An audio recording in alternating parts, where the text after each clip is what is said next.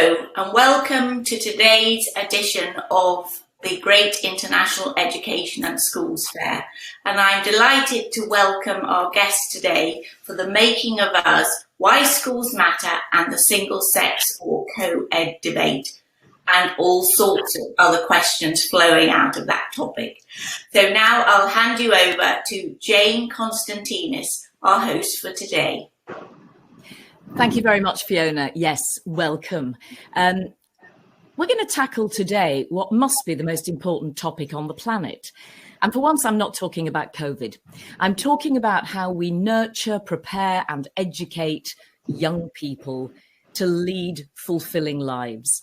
How do we instill in them a love of learning? How do we give them emotional intelligence? How do we help them fulfill or even exceed their potential? And one of the big questions around that is whether single sex or co-ed environments help them do that best. You may well be facing those decisions right now, in which case you are in for a treat, because we have some real experts with us this morning to give you practical advice.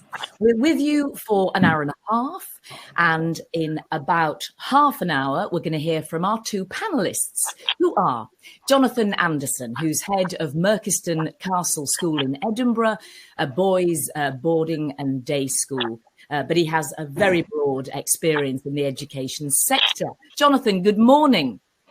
Good morning. Good morning from stormy Edinburgh, I believe. Indeed, the weather is typically Scottish. It's quite a stormy autumnal morning here with us in Edinburgh. You appear to have about 5 minutes of daylight there. Yes, it's getting to that stage in the year where our days are short and our nights are long. But we cram lots into that daylight where we can. Indeed. Well, thank you for joining us. We're glad you've made time for us. Jack Kearney is head of Sotogrande International School, which is co-ed. And at the heart of Jack's philosophy is inspiring every learner. Jack, good morning. I think you've got slightly better weather there. Yes, southern Spain is gleaming. So yeah, really delighted to be here and joining you from Sotogrande International School. Again, thank you for making time to spend with us. And of course, during the panel, we're going to be hearing from Fiona, managing editor of Relocate Global. First of all, though, I'm going to spend some time talking to Clarissa Farr. She's an expert on education and leadership. She's a speaker, coach and writer. She was High Mistress of St. Paul's Girls' School for 11 years and then moved on to become Education Director Europe at an international education group looking at 60 schools worldwide. And you may also know her as author of the book, The Making of Us, Why Schools Matter. Clarissa, good morning and welcome. Where are you joining us from today? Good morning, Jayne, and lovely to be here. And also, I can't see everybody, but to welcome teachers and parents and professionals around the world who are tuning in today. I'm speaking to you from, at the moment, a quite sunny West London. Ah, excellent. Yes, and I'm a sunny South London too. Clarissa, I wonder if I could begin by drawing attention to the fact that the title of your book changed from the hardback copy to the paperback. Tell us about that. Yes, we did make a slight change. So what had been called The Making of Her became The Making of Us. And this was at the suggestion of my publishers, HarperCollins, actually. I think we felt that after the publication of the hardback, the intent that I'd had originally, which was very much writing with the St. Paul's girls in my mind and with women's education at the forefront, we nonetheless found that as people read the book and people enjoyed it and appreciated the ideas within it, the universality of education for all of us, actually, not just those in school today and by no means only girls, is important in all our lives. There's a kind of shared memory that we all have, I guess, for our school days and the impact that it's had on us. I'm just going to indulge by reading just a very few lines from towards the end of the book, which sort of sum this up a little bit, really about how education is part of us, all of us, wherever it takes place, in a parent's arms, in the classroom, on a mountain path, or on the football pitch. Our education is the story of the growth of our human capability, of the making and remaking of ourselves, a process which begins with our parents, is explored through our schooling, and which continues throughout our lives. So education is the making of us all, and it's a lifelong experience of which school is a very important and formative part, but which goes far beyond merely that experience. That was the reason we changed to the making of us. Yeah. Those are obviously very important themes. What inspired you to actually put it down in a book? Well, the genesis of it actually was the other two head teachers on this panel. I'm sure this will resonate with them. Was some of the funny things that happen in your life as a head teacher. The first of these was when I was head of a boarding school at Queenswood in Hertfordshire. I was sitting down to supper one Saturday evening with my family, thinking, "Oh, this isn't too bad. We seem to have everything under control. Everyone's in the boarding houses doing what they should be doing." And we're just lifting our forks to start eating, and the fire alarm went off throughout the entire school, and everyone came streaming out of the buildings in their dressing gowns, etc., etc. And it was, needless to say, very English weather that September evening, raining hard. And at the end of half an hour, we discovered that in the sixth form boarding house, they'd been making toast, and that had set the fire alarm off, and hence the whole school was out in the garden in the rain. And my husband turned to me and said, "You should write this down." And I began recording some of the funny things that happened. And that kind of gave way to, I suppose you might say, deeper, more serious reflections about the nature of the role, about what it is to lead a complex community of parents, of children, of governors, of your former pupils, and so on.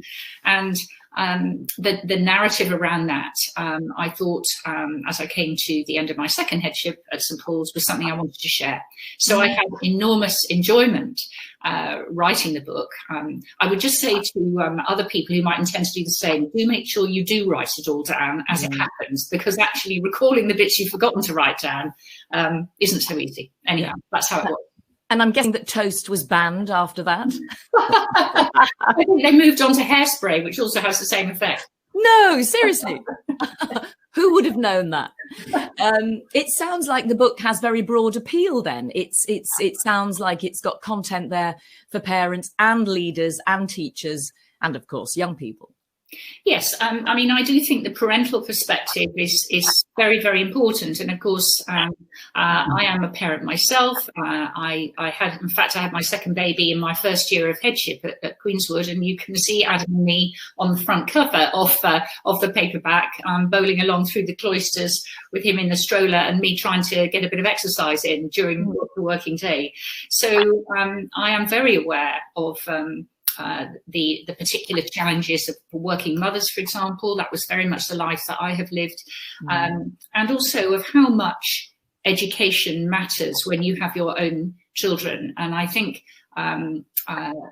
before I was a parent myself, I didn't quite understand why, to the parents in the school, the little things, as I saw them, could be so important. And I think when you have children of your own, you are aware of that. So I'm interested very much in how the relationship works between, if you like, the triangle of student, home and school. What would be an example of one of those small things? Something that would seem quite small to me would be, I went along as in the squad for the netball match as second sub, and I didn't get to play.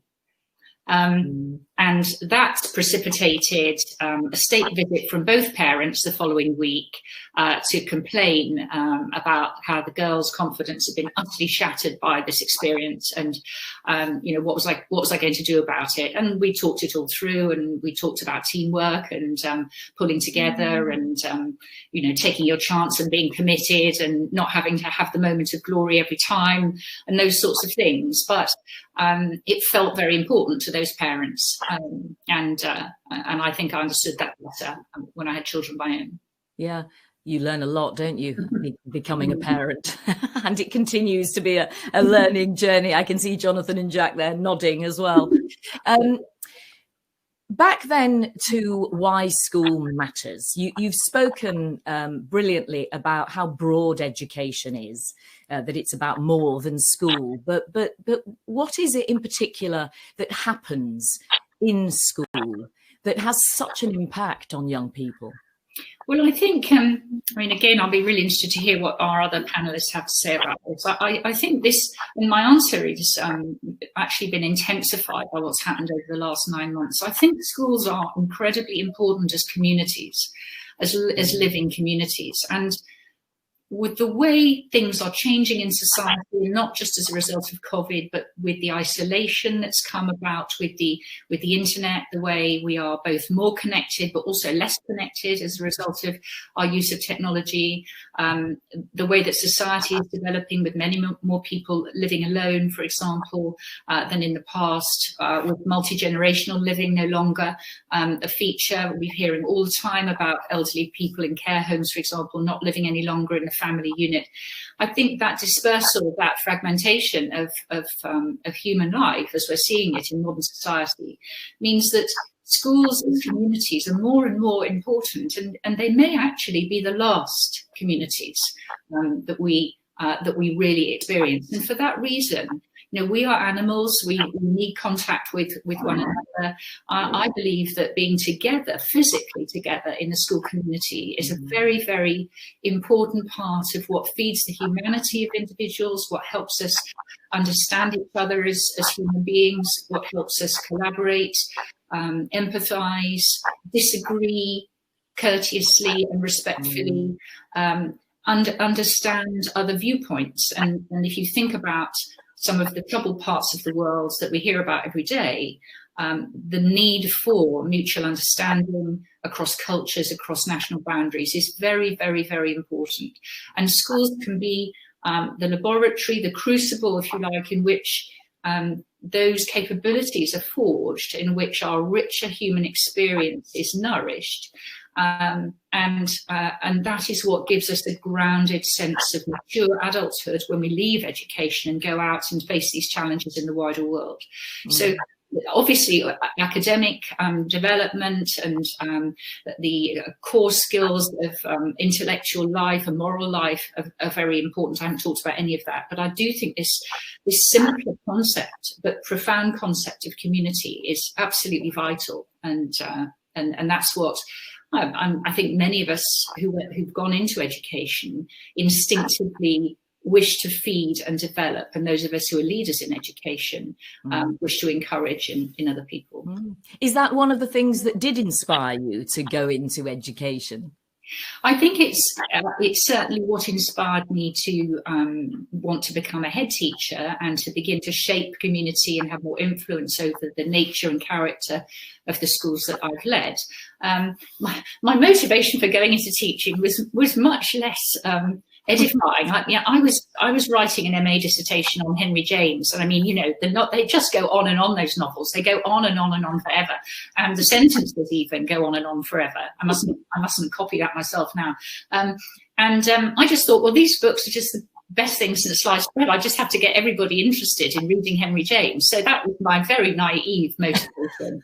Of course, I very quickly found that my students were even more interesting in themselves. And, I think if you go into teaching motivated by love of your subject, which is not a bad reason for going into it, then those teachers who really enjoy and find fulfillment in the work are those who engage with the human dimension of their students and really get interested and curious in those minds and how those minds can grow and develop, as you were saying, Jayne, at the beginning.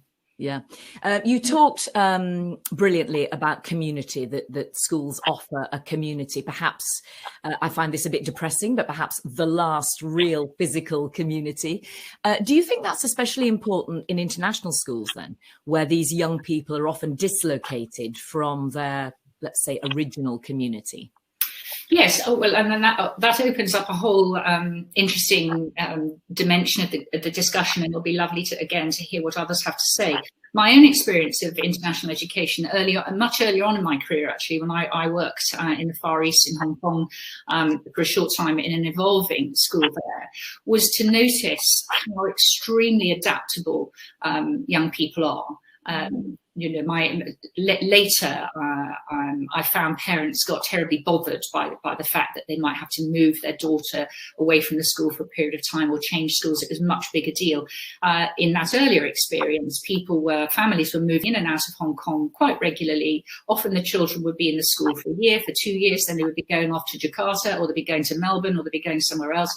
And what I noticed was that they developed this wonderfully resilient ability to make friends very quickly, to dive in, to be part of it, and to engage with the school very fast. And I think, that is a very important life skill that those international children will take with them. And of course, many of them are from mixed cultural backgrounds themselves. They've got very interesting mix of perspectives and experience within their own family, but also they'll be meeting that within the classroom, people from all over the world with varying experiences. So I think international education is very dynamic. It can offer a very rich experience. I guess the challenge is to make it feel settled enough for there to be a sense of belonging and a sense of collegiality amongst the students and teachers as well. Yeah. Yeah, some sense of, in previous webinars on this subject, people have used the word tribe, knowing who your tribe is, having a sense of belonging to a tribe. Very good word. All the time now. Yeah. I wonder if you can think ahead for the young people that are in these, whether they're international or UK-based schools. What do you consider to be the biggest challenges that face them in the 21st century workplace, and how can schools prepare them for that? Well, I think the 21st century workplace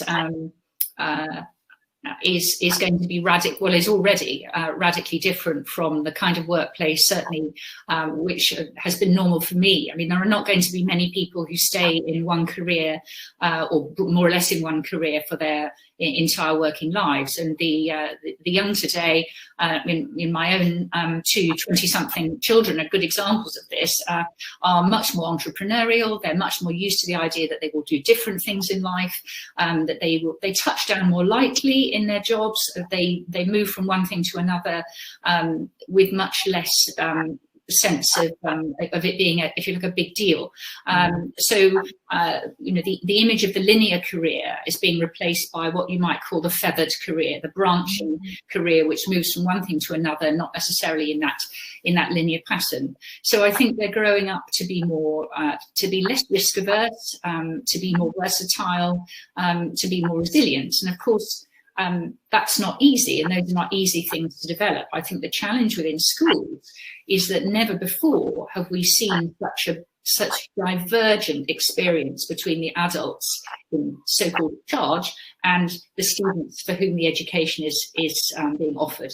So, the fact that I learn most of my IT skills from my son is, used to be a joke, but now it's just normal, because we are learning from the younger generation in many ways, and not just, it's not just, if you like, older, more experienced people handing down knowledge to those who know less. We're all learning together, and our need to adapt to their way of life and their worldview is just as much of a challenge. So I think, and parents nowadays, I think the theme of their concerns is often, well, she says this, or he says that, or he does this, or he does that, and we don't get it. And there's a less easy read across between parents and the experience of their children. So I think the challenge for schools is to, if you like, get with the story and keep up. That's for the schools themselves, and the challenge for those young people is facing this world of much greater uncertainty, of multiple opportunities, and I think I'll finish here, but how we can help them is to teach them judgment and decision-making ability, because they are presented with such a multiplicity of opportunities, such a multiplicity of information through the internet, for example. They are much, there isn't the same assumption you can necessarily judge between what is worth pursuing and what is not worth pursuing. In the days when you took a book out of the school library, you knew it was worth reading or it wouldn't be there. Someone had only put it there because it was valuable knowledge. Now, if you're doing a Google search for something, it's much more difficult to distinguish between what is worth reading and what is not worth reading, what is good information and what's misinformation. So I think we need to teach them self-management, independence of mind and good judgment, because that's what will lead them to fulfilling lives and to, if you like, well-planned lives, and help them deal with the sort of agoraphobia, intellectual agoraphobia, which comes from just having too much choice about everything and not knowing how to narrow it down. Do you really think the gap between the generations, I love the way that you put "in charge" in inverted commas, do you really think the gap is bigger than it has been for previous generations? Hasn't it always been like that? Well, I think you're right to challenge that assumption, Jayne. I think that it has always been like that to some extent, but I think if you look at the facts in terms of how technology has accelerated the pace of change and the pace of human capability, that has been exponentially accelerating over the last 10 or 20 years. So we are, as a species, capable of doing things now which are far more different. If you think back to the difference between what was possible in Renaissance England and what was possible in early medieval England, it's much less different than the gap between, Shakespeare's time. I'm just reading that wonderful Maggie O'Farrell novel, Hamnet, about Shakespeare's son now. The difference between what life was like then and what it's like now is far, far, far, far greater. So I do think there is an increase in that divergence of experience. Yes, I do. Looking at the workplace again, and obviously your vast experience in educating girls, do you think girls still have a particular set of challenges ahead of them in the workplace? Yes, I mean, I'm a great champion of young women, and most of the ones I know, I would like to think are more than equal to facing those challenges. But yes, they do. I mean, you can't ignore the fact that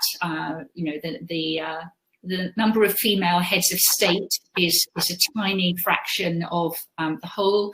The number of women who are CEOs or chairs of FTSE 250 companies, for example, is much lower than it should be. And women's progress into senior roles within all kinds of businesses, the financial sector particularly, but other professions as well, is very, very slow. The gender pay gap isn't going to close for a century, according to some studies, given the slow rate at which it's closing now. So I think there is a great deal of work to be done for girls to really have equal opportunity. I'm delighted to say that my experience of mixed workplaces is that many men nowadays completely get that and want to be a part of changing it. So I'm not in favour of, if you like, heaping blame on the other sex for all of this. It would be jolly risky for me to do so today, wouldn't it? With headmasters about to come in at all. So I think it's about collaborating. I'm really behind the UN's campaign He for She, uniting one half of humanity in support of the other, because I do think there are things that we can learn from the way men do things, but also there is great leverage that men have because they have had that advantage of influence for longer that they can use in support of women and bringing women on. We don't want to be a society in which 50% of the talent pool is not sufficiently fished. We want all the people of potential, everybody to fulfill their potential. So I think there's lots still to do, but working together is the way. Fiona, I know you'll be itching to come in at this point to tell us a little bit about your initiative in this area, Think Women. Tell us about that. Yes, well, thank you. Clarissa, what you say is fascinating, and I wholeheartedly agree. Across Relocate Global, we initiated a Think Women community, because certainly in the international management and leadership arena, even asking women, do you want to have international experience, can be quite difficult. A lot of companies are making assumptions that they wouldn't be up for taking on an international role because they possibly had they perceive family commitments or other things that would prevent them. And so really for the last few years, we've initiated Think Women, which we is an informal community, but then we do something on International Women's Day in March, and this has been growing and spreading. But of course it applies to all areas of leadership, and of course schools is a great opportunity to encourage more women leaders, etc. But also our people are very keen to mentor and give back to children and girls and young men as well, and we're absolutely about inclusion and diversity. So we'd be very happy to make stronger links with schools and offer the experience that many international women have to provide leadership experience and mentoring and coaching and whatever you need in career support. Excellent. Thank you very much. Clarissa, back to something you said earlier about the sort of triangle of parent, young person and school. What do you see is the most important role of the parent, or how would you say that parents can support and nurture and empower their children? So it's a great question, Jayne, and one very, very close to my heart. I think when you're leading a school and you come to know families well, it's very moving to see just how much the education of their children matters to parents, and how vulnerable parents can feel if things don't go absolutely right all the time. And of course they don't go right all the time.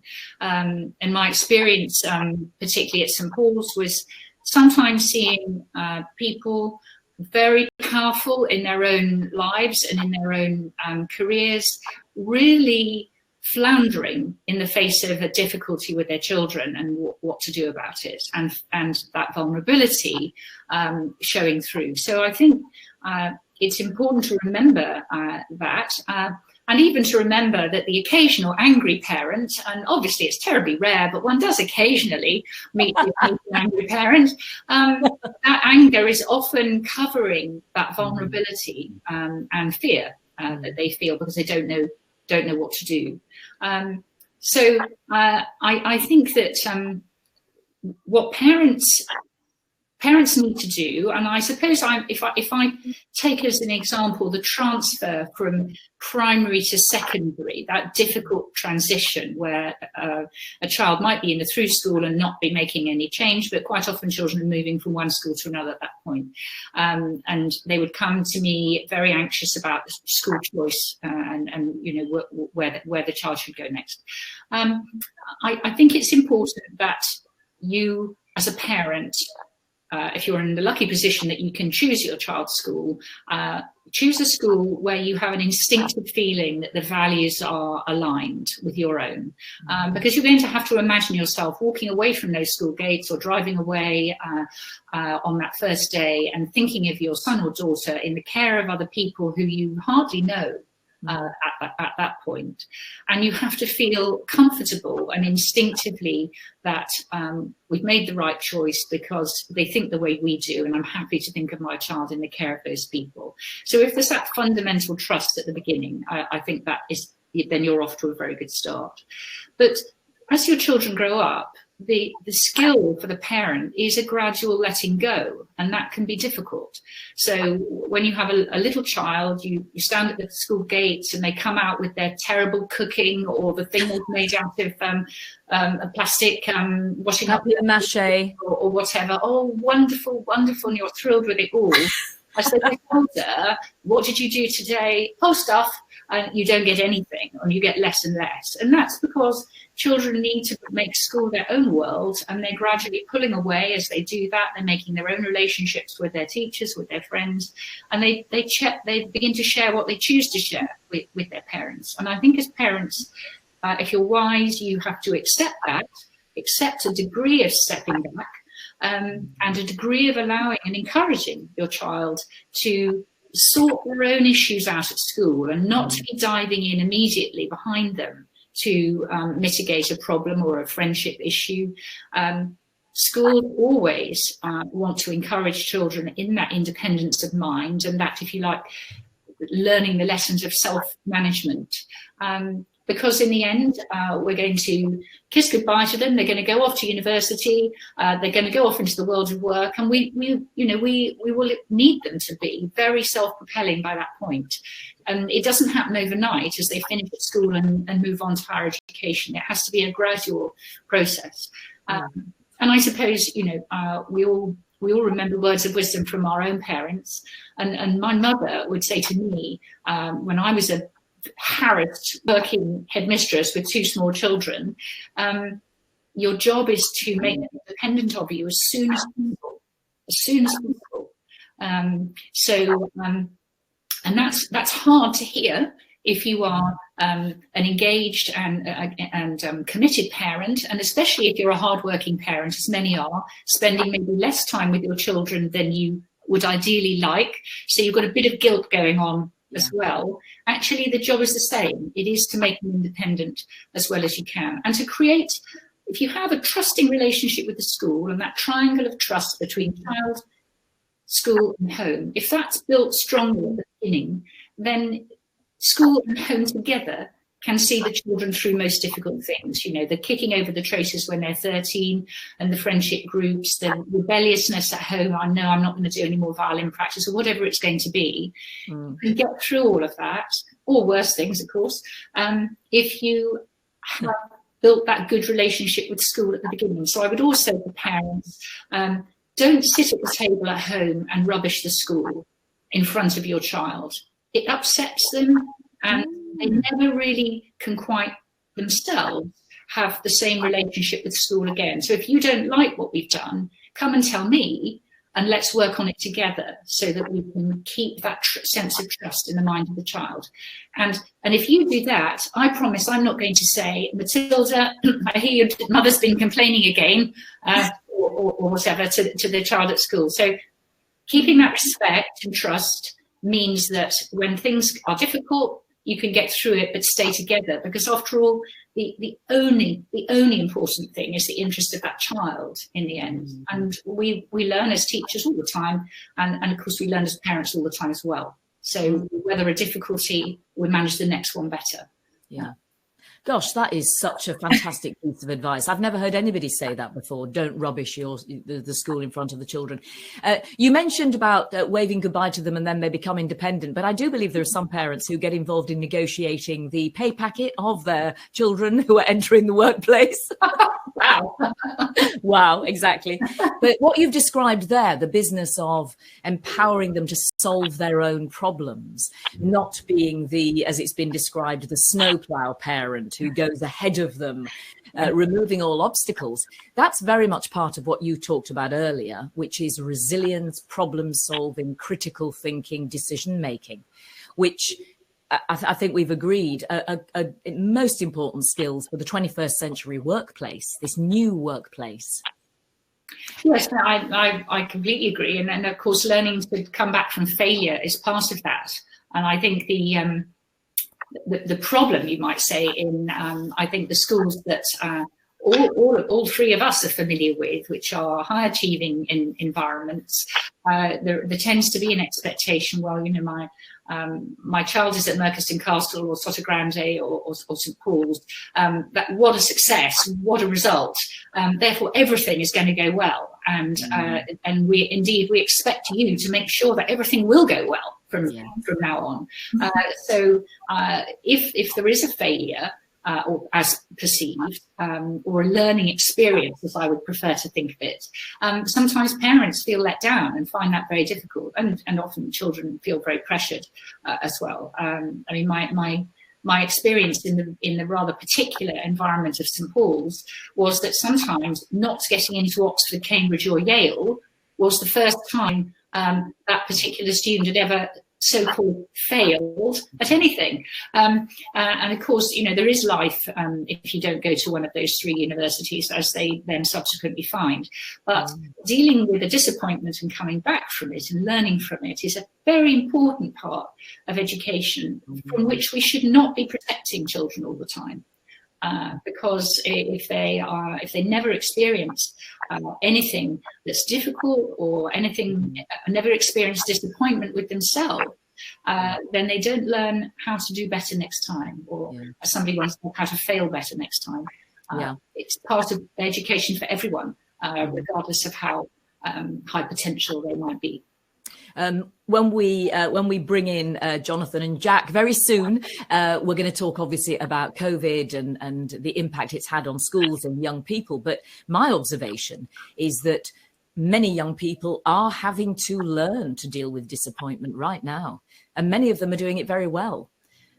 You're right, it is a life skill. Can I ask you about your personal experience of being a working mother? You touched on it earlier, and obviously the front cover of the book is you going along with the stroller. Tell us how you managed that. Happy to do that, and then I'm really looking forward to hearing what others say. But just on that point about COVID, someone said to me the other day, I thought it was so interesting, that young people now have got used to hearing the words might, possibly, could, much more than will, and fixed plans have to be unpacked and unravelled. And they've had to get used to that. So the conditional, if you like, comfort with the conditional tense is a thing that's become a norm now for everybody. We plan something, we look forward to it, then all of a sudden we can't do it. Let's hope the forthcoming holidays don't fall into that category. But I think in a way, it's hard to say it, that there is a value in that, because, you know, again, it's a life lesson. Working motherhood, yes, thoroughly recommend it. It's it can be a bit hairy at times. I was very fortunate because I had I started in headship when I had a 1-year-old, and I had the second baby almost immediately. So I came home from having Adam, my second one, the same day, and took him up to the boarding house to see the little girls. So they saw him when he was only 6 hours old. And I was just so lucky because I was living in a community. I came home to a community where everyone was very excited about what was happening. The girls saw, you know, the reality of a working mum. I did take a bit of maternity leave, although it wasn't so easy as we were there in residence in the middle of the school. And of course, as my children grew up, they were very much socialised within the boarding community. We were saying the other day that I'm proud to say that our no fuss eating policy has worked, because certainly no question of not wanting what was for supper. You had what everyone else was having, and that was that.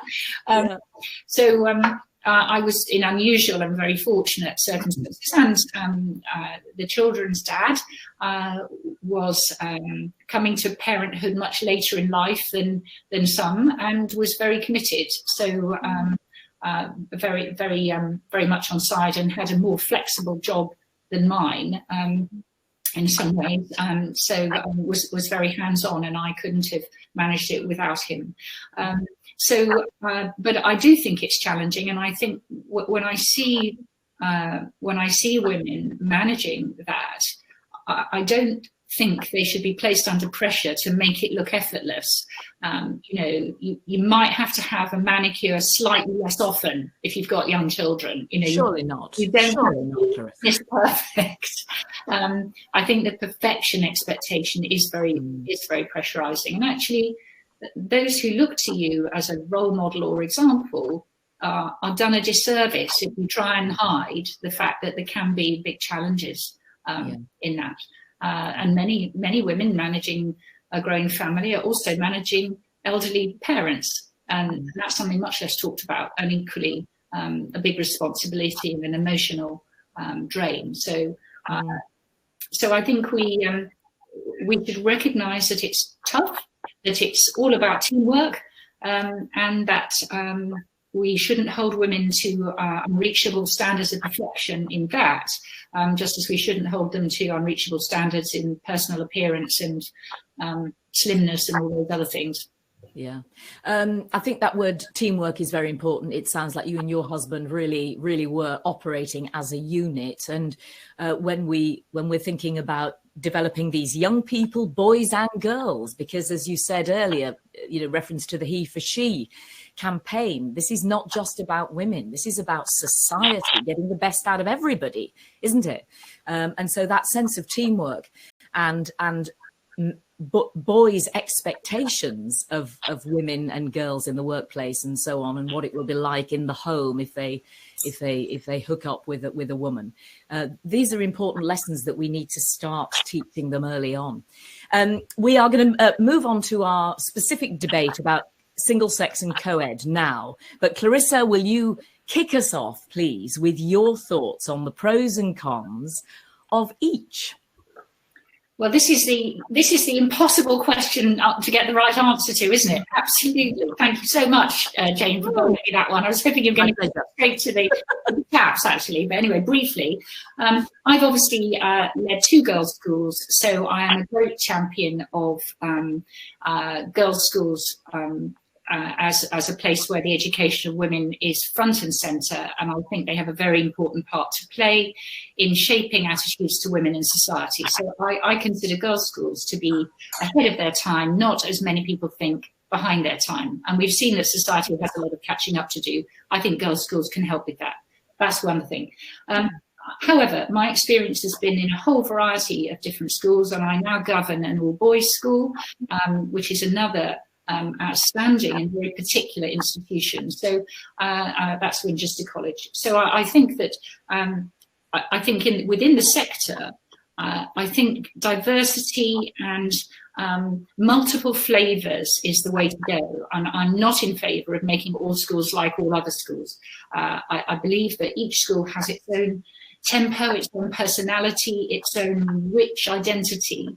Sometimes that's partly vested in whether it takes only girls or only boys or mixed. And I would like us to preserve the variety, to give parents choice, and to bring deep personality and individuality to education, because I think that's what our sector is known for, and one of the reasons it's great. Over to the Thank you very much. And thank you for sharing with us your thoughts on a whole range of broader topics and telling us about the book. Jonathan, Jack and Fiona, welcome again. Let's have your initial thoughts then on the single-sex co-ed debate. Jonathan, I wonder if you'd give us your thoughts. Absolutely, thank you, and thanks to Clarissa for some wonderful insight there, and lots of things that resonated with me. Living in boarding schools throughout my entire career, I'm well versed in the midnight fire alarm, and indeed I have to confess to being responsible for setting one or two off myself. So apologies to all of those former pupils who I got out of bed. Not hairspray, though, I'm guessing, Jonathan. Well, in boarding schools, certainly in a boys' school, you'd be surprised, and it's no bad thing. They take pride in their appearance, and there's nothing wrong with that. But going back to the central question, I think there is room at the table for all sorts of educational institution, and I think you need to look at it from the perspective of the individual and what works for them. And I was really struck with what Clarissa said about the values of the school. I think it's important that those values in the school resonate with the parents, and particularly with the pupil. That's really central.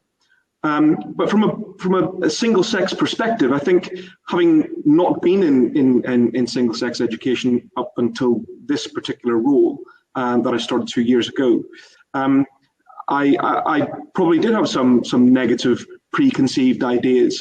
And what struck me coming to Merchiston was the freedom that the boys have, the freedom to express themselves, the freedom to develop their own value set without fear of judgment. And I think one of the skills that they develop as a result is a sense of empathy and a capacity to listen. And they just get the space to do that. They get the freedom and the space to do that. And as I say, that's not, I'm not saying that's absent in co-ed schools, far from it. And it's not that our boys equally are deprived of anything that means that they come to this. I just think when you look at it from the perspective of the individual, their opportunity to develop in that sense of that space of freedom, I think, is really, really important. Thank you. Jack, what about you? Well, I run a co-ed school, and I've worked in co-ed schools my whole life. So I really see the value in running, leading, in being involved in a diverse and very open environment.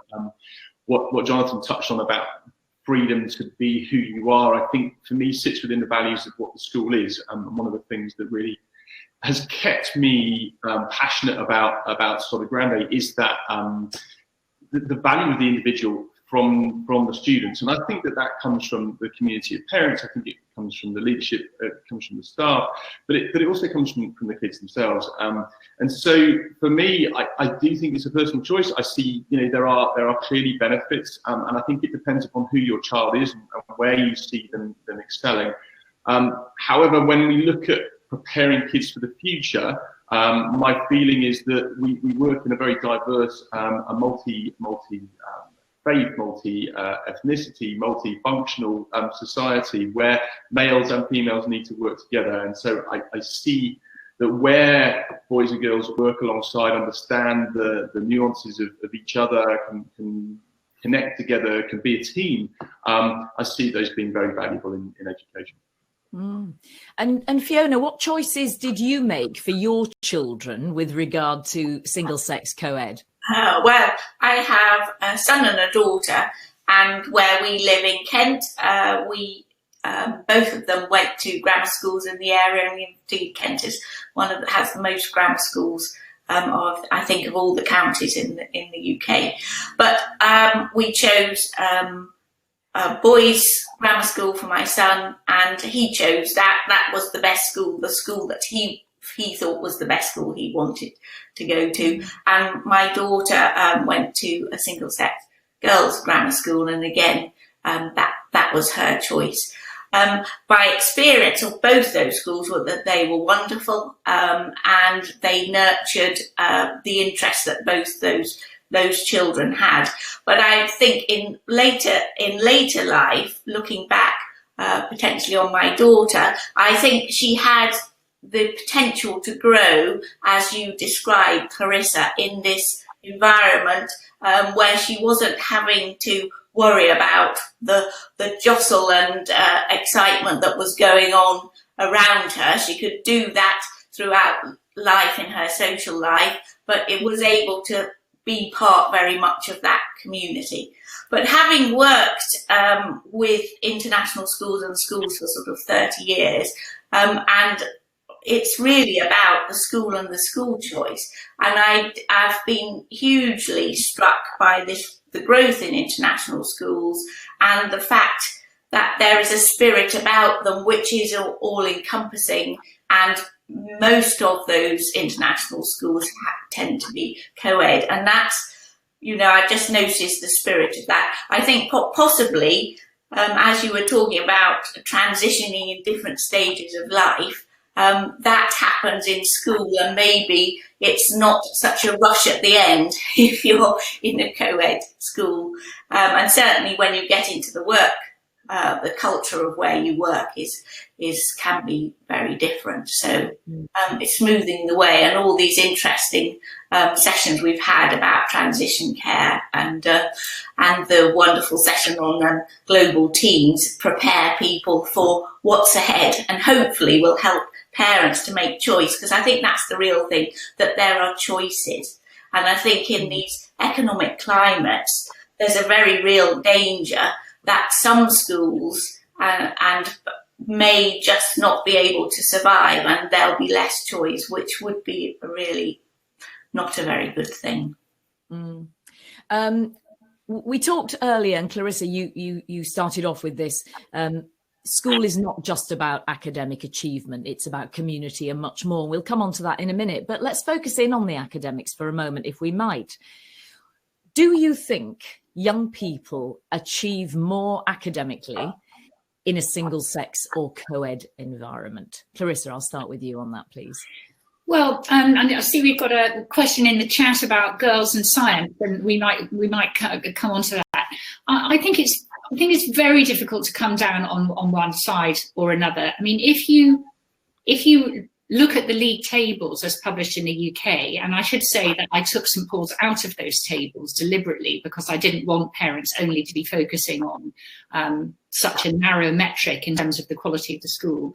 But if you do look at them, very often the schools that are closest to the top are single-sex schools, quite often.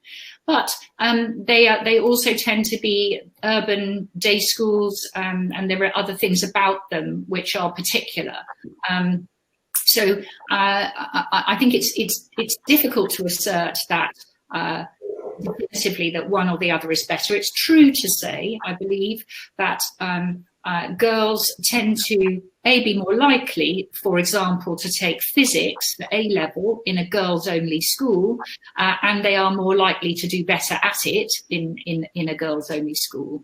And I think it's because there is still a residual sense that some subjects are girls' subjects, some subjects are boys' subjects, and in a girls-only environment there is no such. There's no, every subject is for you. It's not, the girls can't do maths, it's not a thing. Certainly in my last school, maths was the most popular A-level by far. So, and that was at a girls' school, obviously. So I think that girls can and do sometimes find it easier to choose freely in a single-sex environment what they want to do, and then to do better in those subjects academically. As to the boys, I think advocates of, I think we should hear, actually, shouldn't we? From the about boys. Yes. Sorry, I was going to ask Jack if that was his observation of his young people. No. I think picking up on your thoughts about science, I think it's an interesting observation, and we as a school decided to very heavily invest in science in terms of the grow rate through our school in terms of access to science, and actually increase the amount of science that students are doing. And what we've seen is that girls and boys have gone on to do more science and do better at the IB diploma. The IB is one of those setups whereby every student has to do a series of subjects, so you can't pick your specialisms.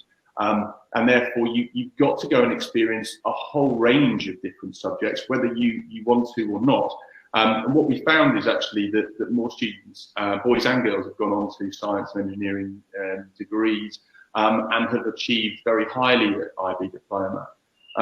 As for where students do better, our approach as a school is that happy children actually learn really well. And so the key for us is to be happy in your environment. And that might go back to parents thinking about where they're picking really carefully about values and the three-way partnership and the connection that they feel with the school.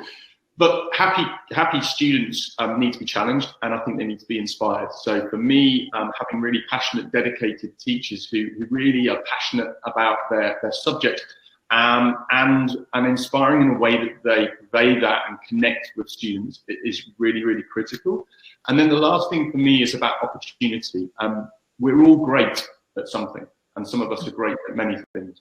And for me, schools aren't just academic centres. They're not sports schools. They're not drama schools. Actually, a great school is great at everything, because every single child is unique, and every single child needs an opportunity to have that nurtured and allow themselves to grow inside of a supportive environment. Jonathan, you said earlier that in an all boys environment, they have the freedom to express themselves, freedom to grow. Do you think then that academically is relevant as well? I think it is to a point, and I accept everything that Jack says there. I think, you know, a good school and the right environment where the student is at the centre of it and is happy, that's the critical thing. But I think for certain boys, the experience that perhaps they've had in a co-ed environment, and when they come to us, let's say in the sixth form, and they've gone through, you know, the early stages of adolescence in a co-ed environment, they've articulated to me that they find it very difficult to find their voice within that environment. And that might just be the individual. But when they come to us, there's a sort of freedom there for them to express themselves and to ask questions without fear, to engage with the teacher in a different way, perhaps, and feel that they are very much more the focus. And that's not talking girls down at all. I've got two young daughters. I see it from both sides of from the lens. I'm, you know, wholly invested in their education as they grow, and it's fascinating for me to see how my eldest, who's at a girls' school, how she is developing and growing and being nurtured. But I think for our boys, at that critical GCSE A-level stage, where they sometimes do find the learning space, which is a social space, a difficult space, there is a sense of liberation when they come to a boys-only environment. That's very interesting. I must declare that I've got a 16-year-old daughter who's obviously in her GCSE year, and she's at a co-ed school. So I'm fascinated to hear all that you've got to say about this. You've used the word judgment without fear of judgment. Do you think girls and boys judge each other more than they judge their own sex? I don't know whether they do or not, but I suspect that there's the perception that they do. I think, boys and girls, I think they get to that age socially where they do worry about what others think about them. And I suppose if you remove one of those dynamics, then it probably makes them a little bit more able to focus on what they feel is important. I mean, this word judgment, Clarissa, earlier on in our conversation, we talked about the internet, technology, social media in particular, perfectionism, pressure to conform to how we think we should look. It's often suggested that girls' schools become a sort of hotbed for that sort of negativity. What was your experience? Yes, I think there is a sort of narrative about girls being unkind to each other and, all sorts of words that I wouldn't use in polite company like this, that girls might use about one another. And I think there is a within gender dynamic, probably for both boys and girls. But what people talk about less is the collaborative power of that gender dynamic as well.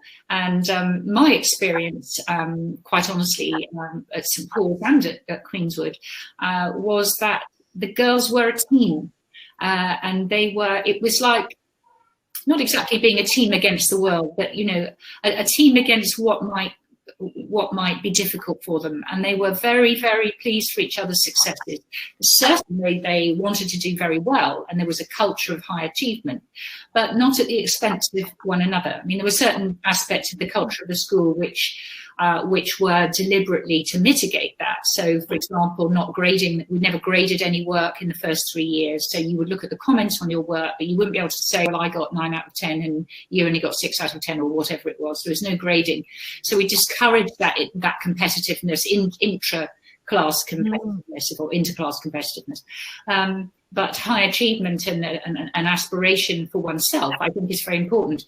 I mean, the thing with girls' education, and which is maybe slightly different from boys-only education, I think, is what we were referring to earlier, and that is the disparity of opportunity that still persists within society, that there is something to sort out for women. And I've been careful to say that I think men and women can help do that together. And I do very much believe that. But, if you take example from my subject, English, if you're going to do Macbeth in a girls' school, well, a girl is going to play Macbeth. She's going to get the main part. Whatever happens, a girl is going to get that main part. And if you have an orchestra, a girl is going to be first violin, whatever happens.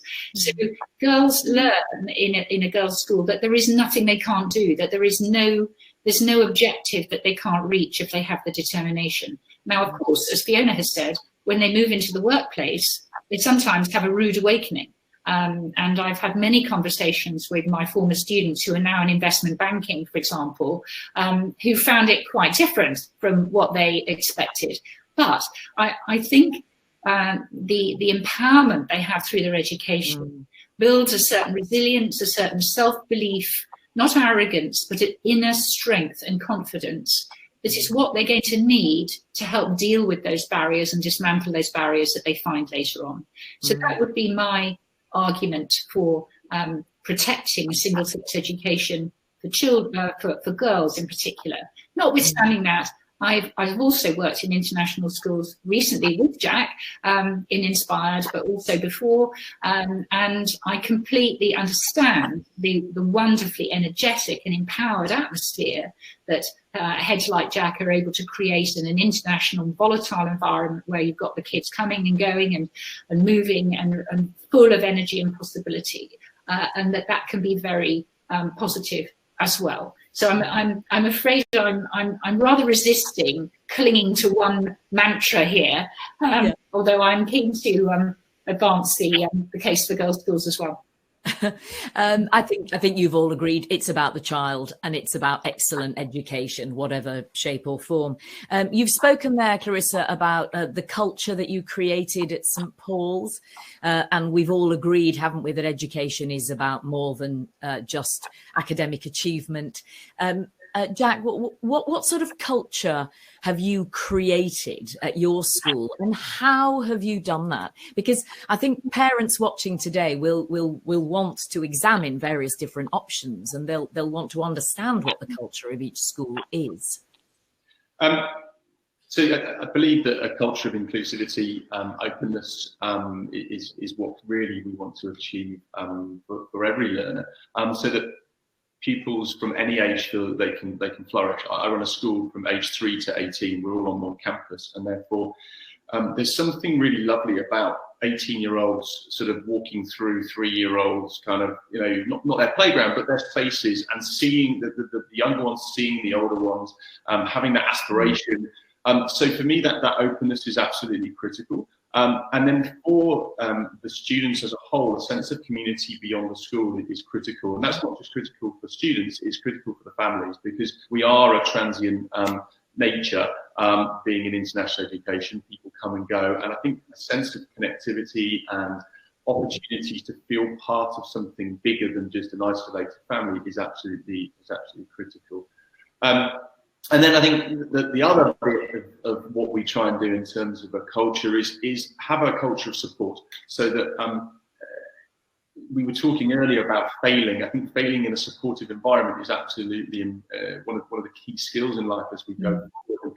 And having that support network all around us, be it, you know, a mum whose husband works away, a person who's got triplets, you know, a student who's failed for the first time, someone who's excelling. But having a sense of support for all is really, really important.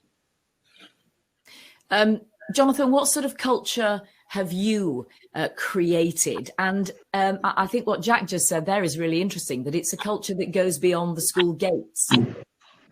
Yeah, absolutely. I think that's something that really resonates with us here in Edinburgh. We have a very strong school community as a boarding community. You know, so many staff and all of our, you know, many of our boys live on site. So there is that physical community that we have, and then there is our parent community and our alumni as well, who are very much part and parcel of the culture of our school. What we want to give our boys is the opportunity to excel. And we don't think that excellence is a bad word. I think they should be ambitious. They should want to be the very, very best versions of themselves. And it's our responsibility to nurture them to that point of excellence. And we also believe, and again, Jack articulated it really well, we believe fully in that roundedness of education. You know, so what goes on in the classroom is not part and parcel of what they're going to get from their school career here. They're going to get an opportunity to excel in sport. They will get an opportunity to excel in music. We're very proud of our sporting heritage at Murchie. We're often labelled as a bit of a sporting hothouse, but we're more than that. We are so much more than that. But it is that sense of nurture and not telling the boys that it's that excellence is something they shouldn't strive for, that they should hold back. They should absolutely step forward.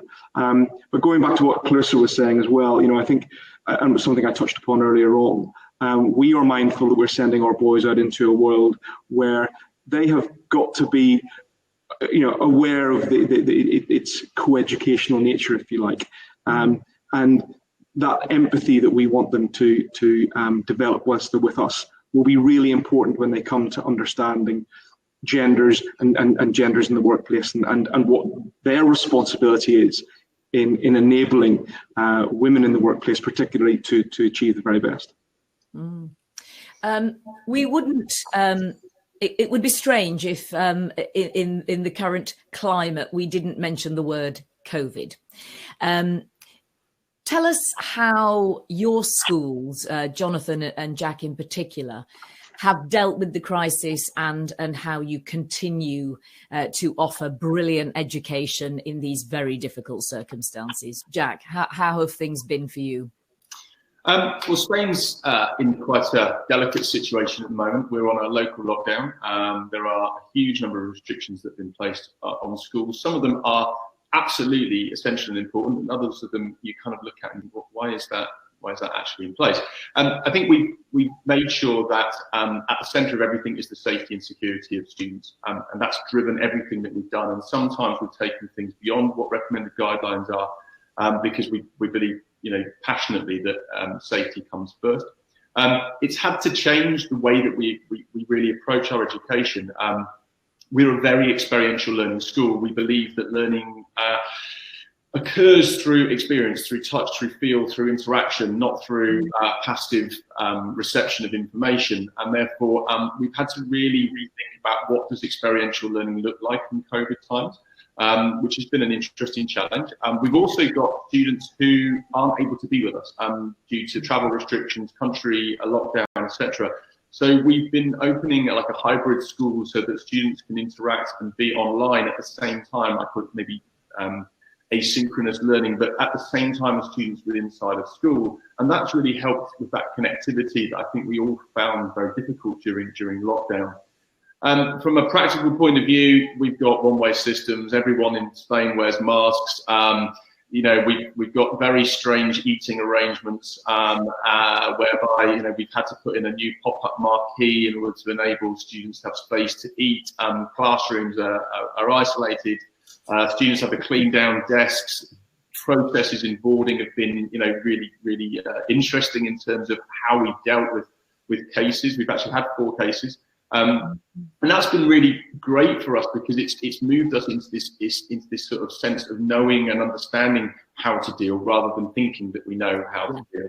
Yeah. Working with the local educational and health committees have been really, really powerful. So, we've had no community transmission. Everything was dealt with very, very quickly. 2 of the cases were actually false positives, so they kind of weren't actually cases. But yeah.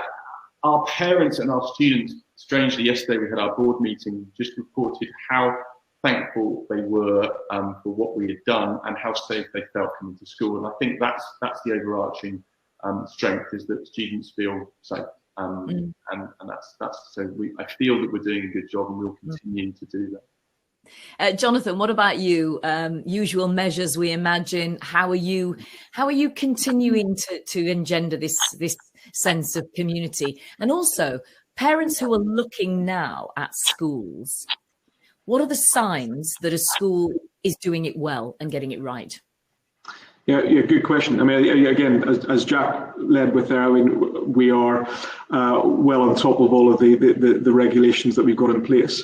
I think the thing that struck me was when we returned in September and we were able to start on day one with everybody, which was a huge achievement, and I think a real fillip for everybody within the school, was how eager the boys were to get back into school.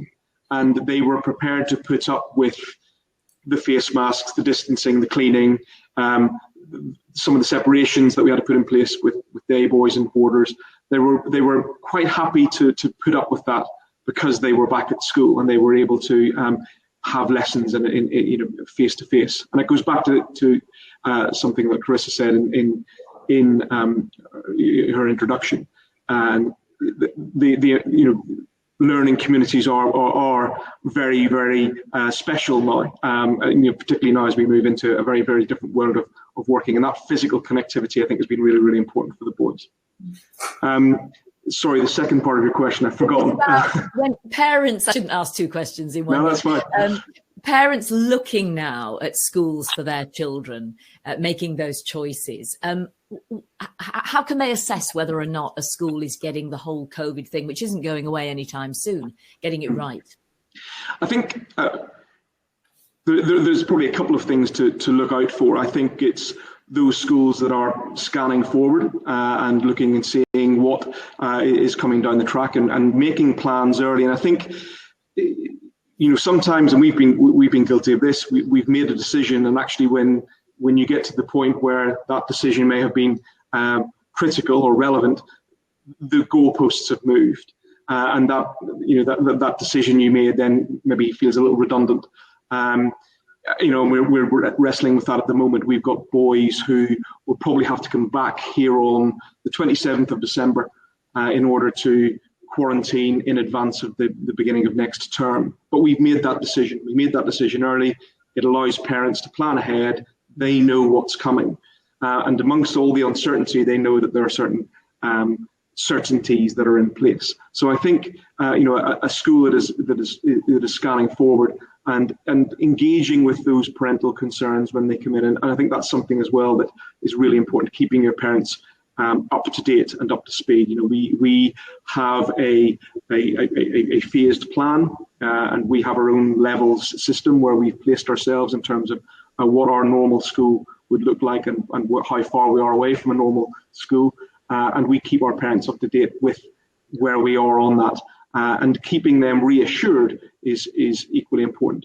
We, at the moment, are speaking to a lot of our parents, particularly overseas parents, on a regular basis. We're having webinars, Q&A sessions based on boarding life, based on our sports provision, based on academic provision, and so on. So they're able to really understand what is going on in school and feeling that connection.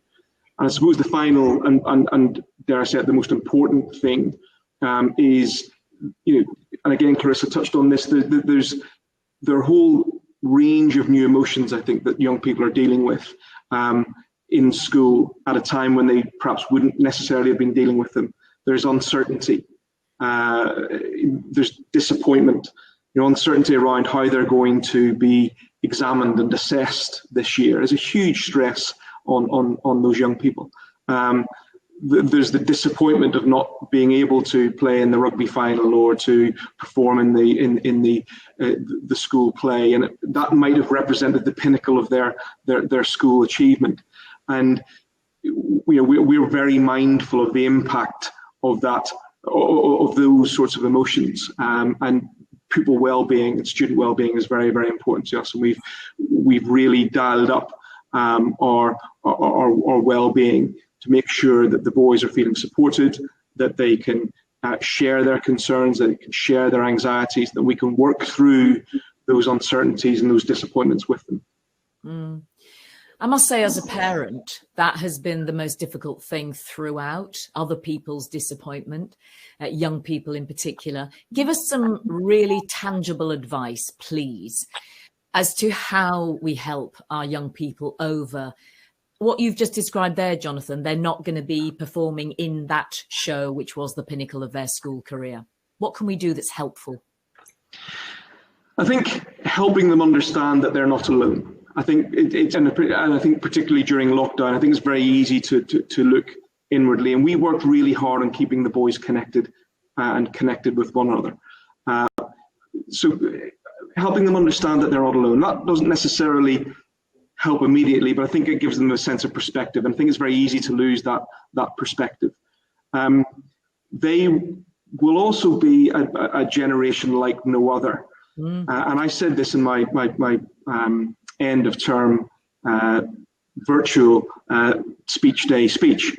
Out of this, they will become equipped in a way that no other generation has been equipped. They are dealing with hardships that others have not had to deal with.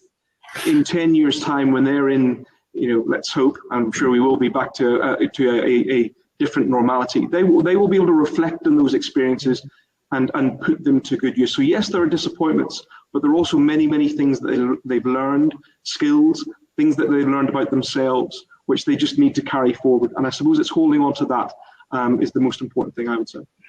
Thank you. Jack, what are your thoughts on that? How are you helping parents to help their young people? Well, I think touching back to what Jonathan was saying, we've also been rethinking how you do stuff. So, it might be that the choir hasn't been able to go on their choir tour, but can you still do a virtual choir and tour them around some of those places? So I think what we've been doing is recognising what are important aspects of our community, of our educational calendar, the events, and trying to think, how can we rethink what we do to enable the students to still have an experience, whatever that experience might be, and it isn't going to be the same. I think in terms of helping parents support the students, I think that having coaching sessions for parents have been quite useful. We have a counsellor, and the students and staff can use the counsellor, but we found that actually more and more parents are reaching out at difficult times, and certainly during lockdown, that provision was made available.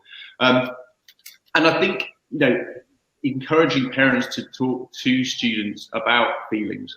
We are spending more time at home. We are spending more time together. Taking pride and enjoyment in those little things in life are things that I think are important. Being able at the moment to walk on the beach is amazing. We couldn't do that in lockdown, and therefore there's this sense of simplicity that I think are important. And these touching times, these opportunities to spend time as a family, allow for the dialogue to happen, which I think parents are starting to ask more questions, and students are opening up more because there's probably less dialogue that have been occurring in various states. So those are things that that we've done, and we encourage people to keep. Clarissa, what about you? Is it talking to your children whilst baking the banana bread or doing the jigsaw? Jigsaws are great for chatting, aren't they? Because you're not looking at each other. What I was, it's just not quite answering the question, but what I've been thinking about, as listening with great interest to Jonathan and Jack there, is how this has forced change very quickly. I was reading a very interesting, I'd recommend it, article by the blogger and writer, American blogger and writer Charles Eisenstein. It's called The Coronation. You can look it up online. He makes the point that it's incredible how quickly we can change the way we do things when we all agree what is important. He gives statistics about the number of children who are dying of hunger around the world. It's far, far greater than the number of people who've fallen ill with COVID. And yet, that's still a persistent problem that we're not really organising ourselves to deal with. Because COVID has come like, if you like, the enemy within and has affected everybody, we've managed to sort ourselves out to deal with it, to tackle it, to face it with incredible speed.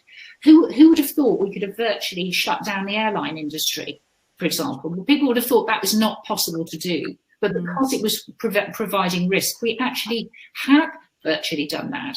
And within schools, what you might have predicted, Jonathan and Jack, I don't know how long you would have predicted it would have taken to train your staff to deliver your entire product online. But I don't think you would have predicted it could be done in a 2 or 3 week period, which is what you had to do. And we did it. And we did the same at Winchester in a very traditional environment where a lot of people quite resistant to using technology at all. We put the whole product online within a fortnight. And so that's what, as a society, we can do when the platform is burning and we know we have to make change. And I think one of the important things to take and keep from this period will be the knowledge of that capability, that we can agree and collaborate to make big changes where there is sufficient incentive to do that. So in terms of our protecting our children and looking at them, I think we shouldn't underestimate how it may not be visible yet, but how their resilience will have grown during this time, regardless of what we've done about it, actually. But within them and within their own areas of challenge and crisis in some cases, they have come through them with the most incredible strength. I don't know about Jonathan and Jack, but I have been so struck by the maturity and dignity with which students conducted themselves, who've been interviewed for national news when the whole A-level and results issue came to the fore in the summer, which I think we could all agree could have been better handled.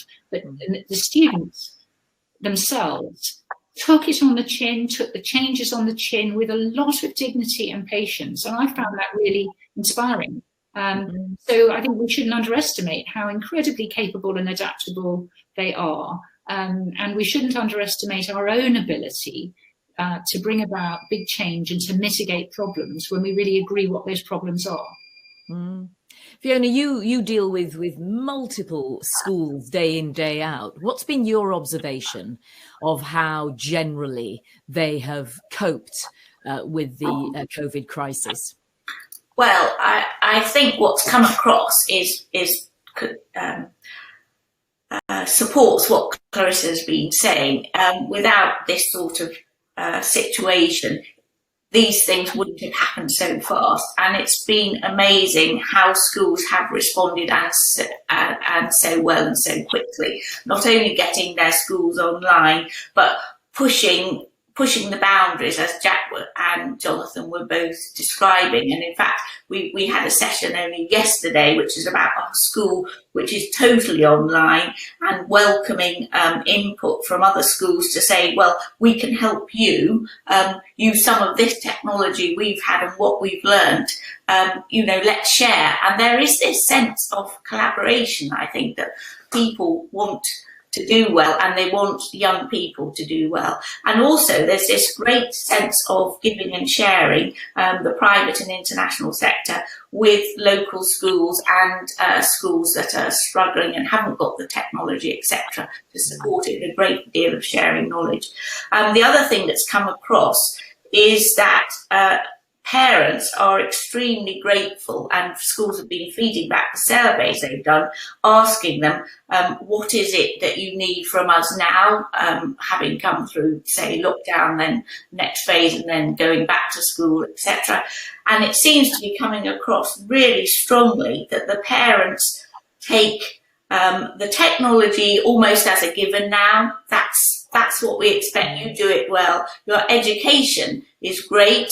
That's why we came to you. The safety and security and how to deal with the pandemic as best you can, they take that as a given. The thing that they seem to value, and often in hostile or difficult environments, or when they're away from their children in particular, is this sense that we trust the school. That's coming across really strongly, and we trust the leadership, and I really do think school leaders have done wonderfully. It's not just about the money, it's not just about the numbers, it's about the caring for the parents, for the children, and also the wider community. So I say well done to all of you. It's been absolutely fantastic to see what you've achieved. And across the employer world as well, I mean, in the background has been, this is a world of constant change. I've been going to global conferences, as you all will have done, for years, where we've talked about this is a volatile world, endless change, etc., the future. Our big organisations that were, a lot of them came after the Second and First World War, haven't changed in all that time. The pandemic has pushed that. Well, no wonder, can we have global structures that really work? Actually, schools are in a very good position to reach out and make these things happen. So it's about change everywhere. And I think in the employer world as well, they are facing issues about inclusion, about flexible working, about online. I mean, the debates are now the professions that many young people that you are representing will want to go into these professions. And at the moment, they're saying, oh, well, probably returning back to work will be 2 or 3 days. And that's, it's totally changing. And then, of course, we can't forget that there are tough times for careers and for companies ahead. But the international world and international businesses are used to all these things, not everything all at once as the COVID situation has been, but they're used to political unrest, they're used to natural disasters. Unfortunately, there are lots of health pandemics around the world, which we haven't heard about so much in the US and in Europe, but they have been there. So there's a huge range of specialists and support mechanisms that can also support schools, support parents. It is about pulling together and sharing learning. So massive change.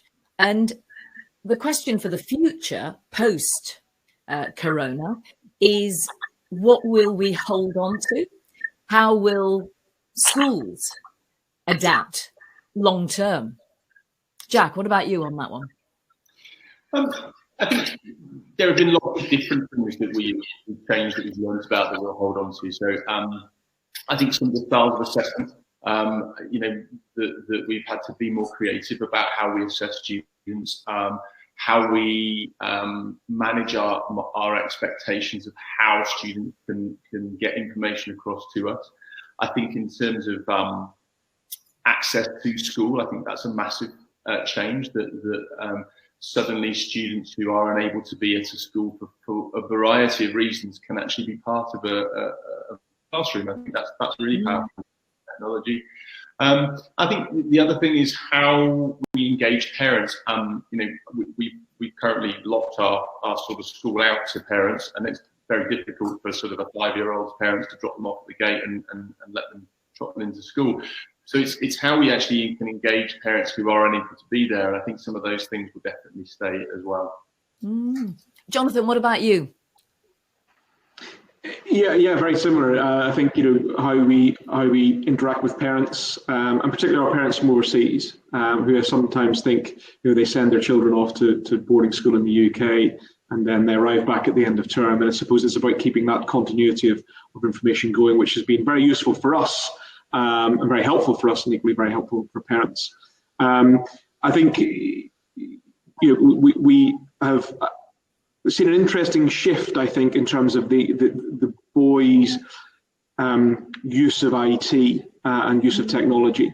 I think it was something that we were always very keen to embrace, but there was always that concern around misuse and IT abuse. Boys, experimenting, checking out, various websites and what have you. That seems to have dropped off, and it seems to have dropped off their interaction. I think they are seeing themselves using technology much more responsibly. It became a bit of a lifeline for them, I suppose, during lockdown, and it kept them connected to school.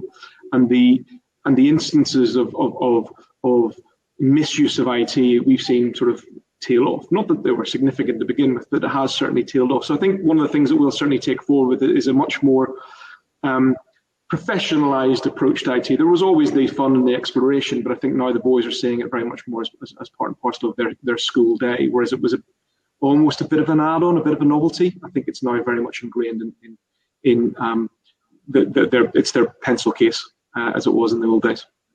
That's incredible that self-regulation has come in unexpectedly. Another one of the silver linings of the situation that we're in. I wonder if, sadly, we're almost out of time. I want to go on all day. Should we just stay all day? I know that you have jobs to go back to.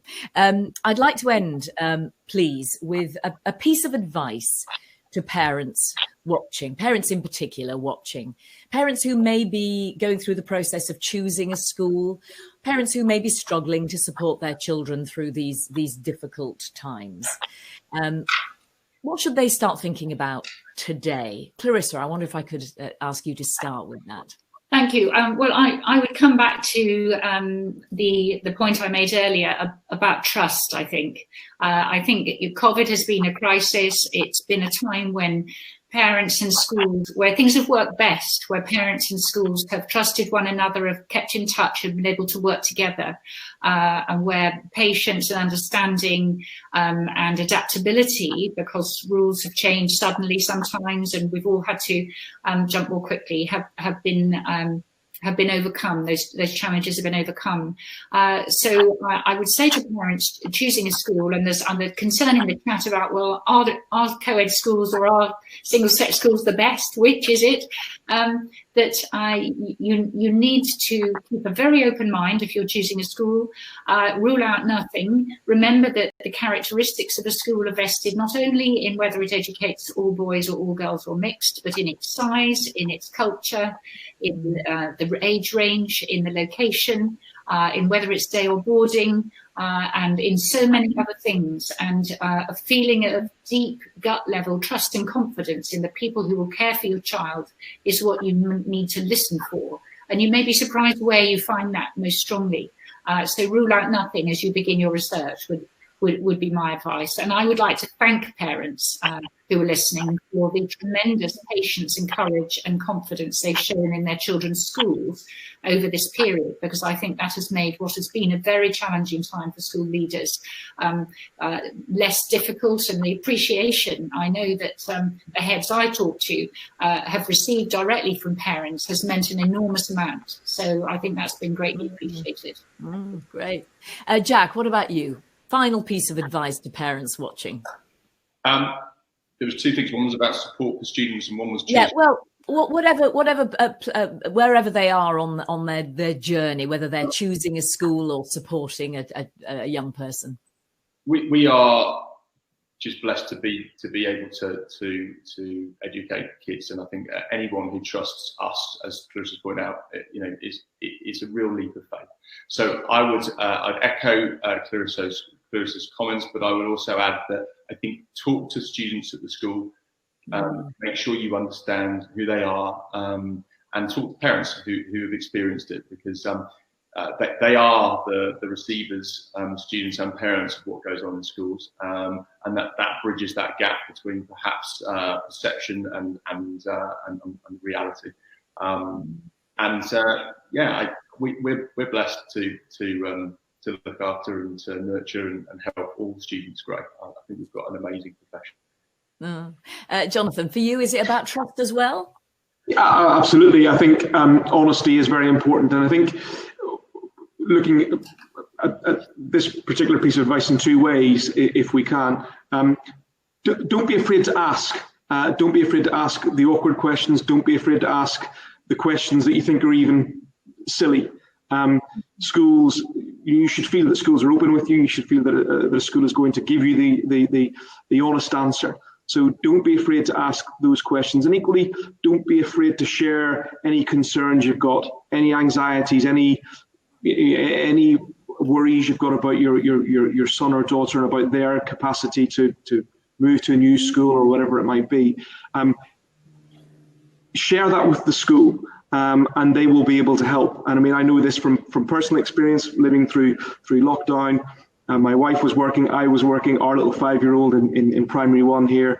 We were finding it difficult, and we went to the school and said, look, what can we do to help? And our daughter's school was fantastic, and I learned a lot about our school from that experience. And being there to help and support and answer the questions and answer the calls for support is something I think is really, really important.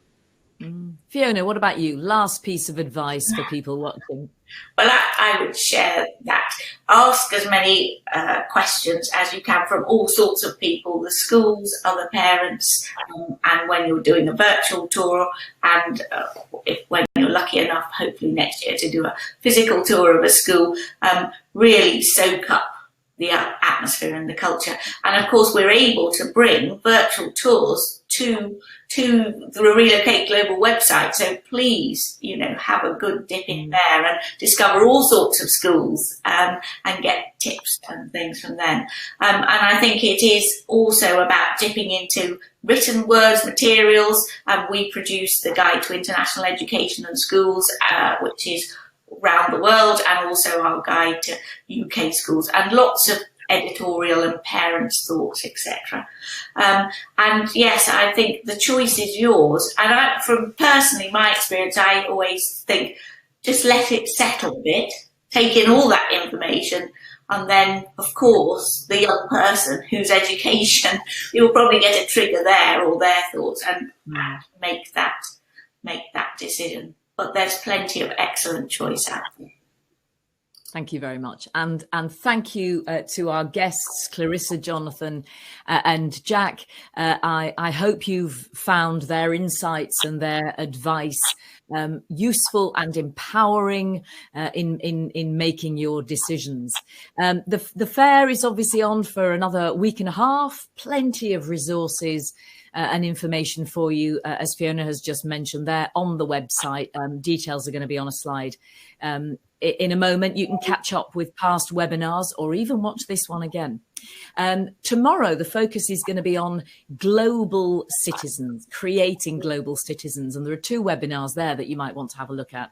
One is focused on Asia, that's at 10 o'clock GMT. And there's one on Middle East and Europe, that's at 2 o'clock GMT. Do join us for those if you can. Thank you for joining us today. Thank you again to our guests, and we look forward to seeing you again before too long. Bye for now.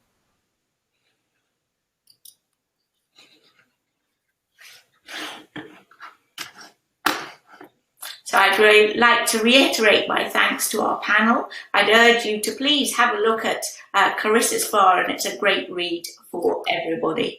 And thank you again. Here are the details of our great speakers: Clarissa Farr, Jonathan Anderson, and Jade Kearney. And you will find their details in the packs we'll send you afterwards. And thank you again to Jayne Constantinis for being such a wonderful host.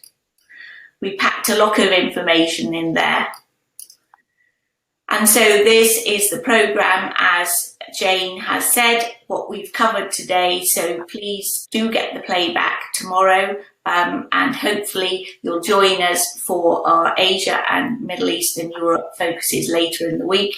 And in the final week, we'll be revisiting curriculum choices, UK and European panels, and choices for higher and further education. And here is a prompt about the resources that are available. So please keep in touch, and we wish you a very good day, and get in touch if you require further information.